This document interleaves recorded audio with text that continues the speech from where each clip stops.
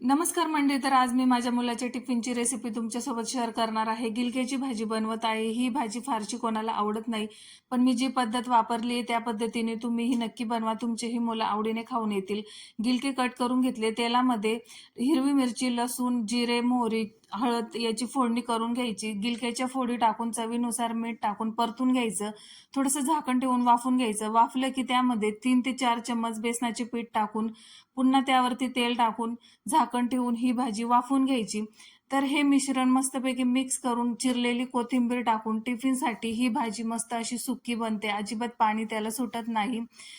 तर हा tiffin box मी माझ्या मुलासाठी मागवला आहे. स्टेनलेस स्टीलचा इनकिच कंपनीचा टिफिन बॉक्स आहे. तर याची क्वालिटी खूप चांगली आहे. हा टिफिन आकर्षक आणि स्लिम डिझाईनचा असून मुलांच्या बॅगेमध्ये सहजपणे बसतो. आपल्या मुलांच्या आरोग्यासाठी प्लास्टिकचा डबा न वापरता हा इनकिच स्टील डबा मला बेस्ट वाटला. तर हा Amazon, Flipkartवर तुम्हाला कुठेही मिळू शकेल.